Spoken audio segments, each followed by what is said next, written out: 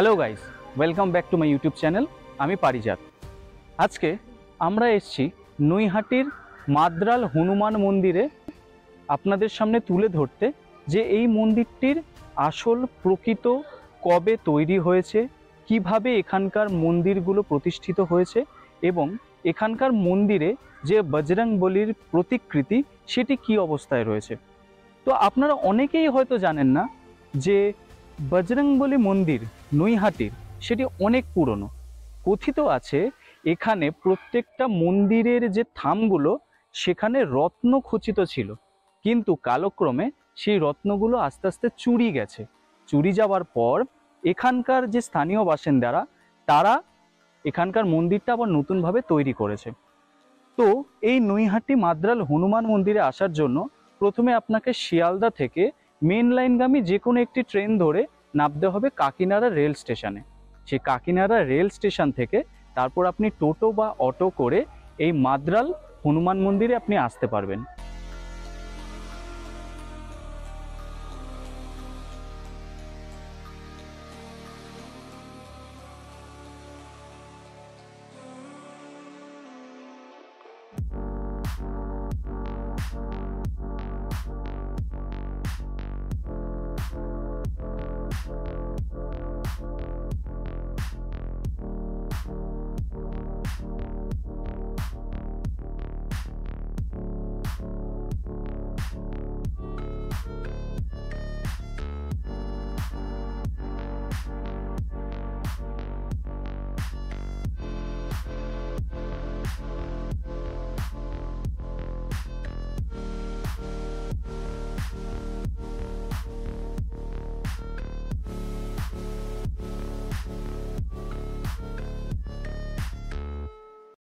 মাদ্রাল হনুমান মন্দির আজ থেকে মোটামুটি কত বছর আগে প্রতিষ্ঠিত হয়েছে?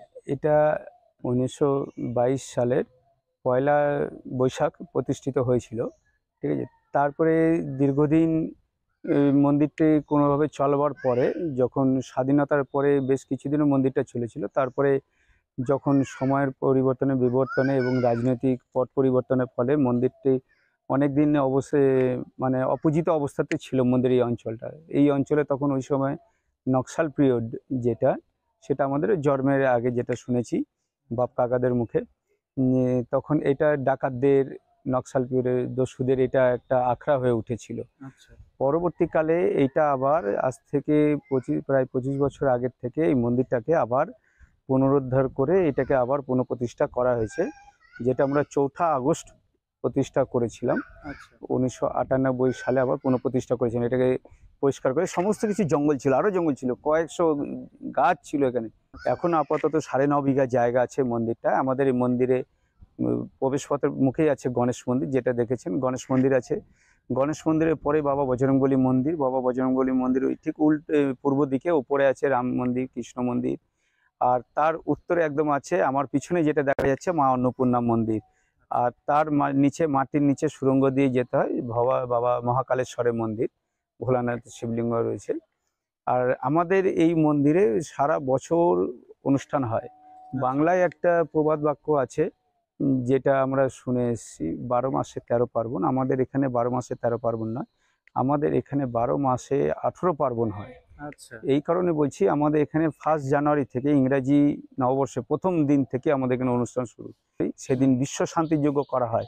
আমরা বিশ্ব শান্তি যজ্ঞ এই কারণে বলছি, যত ভক্ত আসে তারা প্রত্যেকেই পরিবারের মঙ্গল শান্তি কামনা করে যজ্ঞে আহুতি দেয়। এখানে সমস্ত ভক্তরা যজ্ঞে বসে, তার জন্য কোনো দান দক্ষিণা অতিরিক্ত কিচ্ছু দরকার হয় না, সমস্ত কিছু মন্দির থেকেই ব্যবস্থা করা থাকে। মন্দিরে এটা সারাদিন অখণ্ড যজ্ঞ হয়, সকাল 10টা থেকে শুরু হয়, বিকালে যতক্ষণ পর্যন্ত ভক্তরা থাকে ততক্ষণ পর্যন্ত এই যজ্ঞটা চলে। এবং সব মন্দিরেই বিশেষ পূজার আয়োজন করা হয় এবং ভক্তদের মধ্যে ভোগ বিতরণ করা হয়। আমাদের যেহেতু এখানে কৃষ্ণ মন্দির আছে, সেই জন্য আমরা দোলযাত্রার দিনে আমরা নগর ভ্রমণে বেরোই। আমাদের এখানে একমাত্র ফুলের পাপড়ি এবং আবির দিয়ে রং খেলা হয়।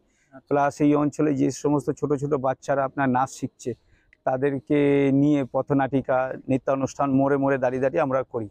এইটা আমরা মোটামুটি দুপুর 12টা অবধি, সকাল 9টা থেকে দুপুর 12টা অবধি আমাদের এই নগর ভ্রমণটা চলে, নাম কীর্তন হয়। তারপরে আসছে মা অন্নপূর্ণা পুজো, মহা অষ্টমীর দিন, যেটা আমাদের মা অন্নপূর্ণার বাৎসরিক পুজো। পেশাদারি আমাদের মনোভাবে পুজো হয় না, আপনারা আসলে দেখতে পারবেন। আমাদের যেমন রামনবমীর দিন প্রায় 70 থেকে 80,000 লোকের ভক্তের সমাগম হয় এখানে।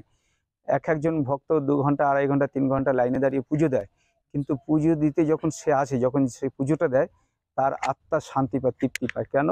কারণ প্রত্যেকটা ভক্তের পুজো নাম গোত্র দিয়ে পুজো দেওয়া হয় সংকল্প করে। এরকম নয় যে বাবার মুখে প্রসাদ ঠেকিয়ে দেওয়া হলো, দিয়ে দেওয়া হলো, তা না। আমাদের এখানে এই সিস্টেমটা বরাবর, যে 5টা লাড্ডু দিয়ে পুজো দেবে, তার যেভাবে পুজো হবে, যে 5,000 লাড্ডু দিয়ে পুজো দেবে তার পুজোটা ঠিক সেভাবেই হবে। সবকিছু দিয়ে স্নান করিয়ে আমরা পুজো শুরু করি। প্লাস আমাদের পুরো মন্দির চত্বরটাকে ওই দিনটা হনুমান জয়ন্তীর দিন, যেহেতু বাবা ফল খুব ভালোবাসেন, ওই জন্য আমরা করি কি বিভিন্ন রকমের ফল দিয়ে পুরো মন্দিরটাকে সাজানো হয়। এবং সকাল থেকে পুজো হয়, যজ্ঞ হয়, ভোগ বিতরণ হয়, সন্ধ্যাবেলা সন্ধ্যা আরতি পরে সমস্ত ফল পাড়া হয়। আমাদের যে বাবা বজরংবলীকে দেখছেন, বাবা বজরংবলীকে আমরা যেভাবে রাখি, আপনার কল্পনা করতে পারবেন না। একটা মানুষও আমরা ওইভাবে থাকি না। প্রত্যেকদিন সকালবেলা বাবাকে 5টার মধ্যে স্নান করানো হয়, ব্র্যান্ডেড শ্যাম্পু দিয়ে রোজ স্নান করানো হয়। আমাদের এখানে প্রতি মঙ্গলবারই খিচুড়ি ভোগের ব্যবস্থা আছে। যদি কোনো ভক্ত এখানে বসে প্রসাদ খেতে পারে তারও ব্যবস্থা আছে। যদি কেউ মনে করে যে না আমরা বাড়ি নিয়ে যাবো, সেই মালসা ভোগেরও ব্যবস্থা আছে। আমাদের এখানে সব ধরনের ব্যবস্থাই এখন শুধু মঙ্গলবার করে হয়, এবং আমাদের যে বিশেষ দিনগুলো আছে সেই দিনগুলোতে অনুষ্ঠানগুলো হয়। একটা বলতে ভুলে গেছি, মাঘ মাসের গণেশ চতুর্থীতে আমাদের যে গণেশ মন্দির প্রতিষ্ঠা দিবস, ওই মাঘ মাসের গণেশ চতুর্থীর দিন, ওই দিন আমাদের মন্দিরে পুজো হয়। এখানে আমরা অনেক জায়গায় দেখেছি যে বজরংবলীর যে বিগ্রহ সেটা দাঁড়ানো অবস্থায় বা বসে অবস্থায়, তো এখানে এটা রয়েছে শুয়ে অবস্থায়। এইটা যে জমিদার ছিলেন, সেই জমিদারের পত্নী ছিলেন ধর্মপরায়ণা। তিনি একদিন স্বপ্নে দেখছেন যে রাম রাবণের যুদ্ধের পরে বাবা বজরংবলী জলের নিচে, মাটির গভীরে জলের নিচে শুয়ে বিশ্রাম নিচ্ছেন। আচ্ছা, বিশ্রামরত অবস্থা আছে। আপনি দেখবেন বাবা বজরংবলী তার ডান হাতে গদাটা এইভাবে ধরে মাথা নিচে রেখে শুয়ে আছে, বিশ্রামরত অবস্থায় আছে। উনি সেই হিসাবে এইটাকে বানিয়েছিলেন। আপনি দেখবেন ওখান থেকে নিচ থেকে সবসময় জল ওঠে, জল ওঠে। আগে কি ছিল, ওই জলটা ওঠার একটা ব্যবস্থা কিরকম ছিল, বাবার মাথার কাছে যে একটা পাম্প লাগানো আছে, ওইদিকে পাম্পে যে গর্তটা, এই গর্তটা এমনভাবে ছিল যে ওইখানটাতে পাথর চাপা দিলে জলটা বেরিয়ে যেত, আবার পাথর তুলে দিলে জলটা ভরে যেত। বাবাকে স্নান টান করে আবার পাথর চাপা দিলে জলটা বেরিয়ে যেত। কিন্তু এখন সেইটা রিকনস্ট্রাকশনের করতে গিয়ে এখনকার মিস্ত্রিরা সেই জিনিসটাকে নষ্ট করে ফেলেছে। যার জন্য আমাদের বাধ্য হয়ে পাম্প চালিয়ে জলটাকে তুলতে হয়। জল ভরে গেলে পাম্প চালিয়ে জলটাকে তুলতে হয়। 2 ঘন্টা 3 ঘন্টা পরপরই আমাদের পাম্প চালাতে হয়। আমার পিছনে যে অন্নপূর্ণা মন্দির দেখছেন, অন্নপূর্ণা মন্দির থেকে কিছু সাপ বেরিয়ে আছে দেখবেন, ওগুলো হচ্ছে রেইন ওয়াটার পাইপ। আপনি শিব মন্দিরে যে যাবেন, শিব মন্দিরের ভেতরে দেখবেন গুহাটা সম্পূর্ণ পাথর দিয়ে তৈরি, কিন্তু ওই সময় পাথরগুলো যে কিভাবে কেটেছিল আমরা ভেবে পাই না। আজকের দিনে আমরা ওইখানটা যখন ইলেকট্রিকে ওয়্যারিং করতে যাই, ওয়্যারিং করতে গিয়ে ড্রিল বিট ভেঙে যাচ্ছে, 5-6টা ড্রিল বিট দিয়ে তারপরে ফুটো হচ্ছে। তখনকার মিস্ত্রিরা কিভাবে হইতে যে পাথর কেটে করেছিল আমরা এখন কল্পনাই করতে পারি না। যার জন্য আমরা ভেতরে শিব মন্দিরের শিবলিঙ্গ ভেতরে আমরা সেইভাবে আমরা করতে পারছি না, মানে লাইট লাগাতে পারছি না। আরো একটা কথা শোনা গেছে যে এই মন্দিরের যে থামগুলোতে রয়েছে এখানে নাকি অনেক ধরনের রত্ন খচিত থাকতো, অনেক, সত্যি কথা? একদম তাই। বিভিন্ন ধরনের রত্ন খচিত ছিল, যেটা আমাদের কালী মন্দিরের উপরে মাথার উপরে, আমাদের সোনা মাথার উপরে এমন একটা পাথর ছিল, সাদা পাথর, বড় পাথর ছিল, যেটাতে সূর্যের আলো পড়লে, চাঁদের আলো পড়লে, পূর্ণিমার সময় যে চাঁদের আলো পড়লে ওটা রিফ্লেক্ট হয়ে বিভিন্ন অঞ্চলটা, আশেপাশের অঞ্চলটা আলোকিত হয়ে উঠতো। এই ধরনের বিভিন্ন পাথর ছিল। কালী মন্দিরটা লক্ষ্য করলে বুঝতে পারবেন। মা অন্নপূর্ণা মন্দির চূড়ার উপরে দেখবেন এখন কিছু বড় বড় পাথর রয়েছে, লাল, নীল, সবুজ, এগুলো পাথরগুলো রয়েছে। আমাদের এই মন্দিরে সারা বছরই অনুষ্ঠান থাকে। আচ্ছা, মোটামুটি এটা এখন কত বছর চলছে এই পুজো? এই পুজোটা প্রায় 25 বছরের উপরে এই পুজোটা চলছে। দর্শকদের অনুরোধ করবো আপনারা আসুন, এই চমৎকার এই মন্দির দর্শন করুন। তো আপনারা সবাই জানতে পারলেন যে মাদ্রাল হনুমান মন্দিরের পুরনো কিছু কথা, পুরনো কিছু স্মৃতি। অবশ্যই চ্যানেলটাকে লাইক করবেন এবং সাবস্ক্রাইব করতে একদম ভুলবেন না। সাথে থাকুন।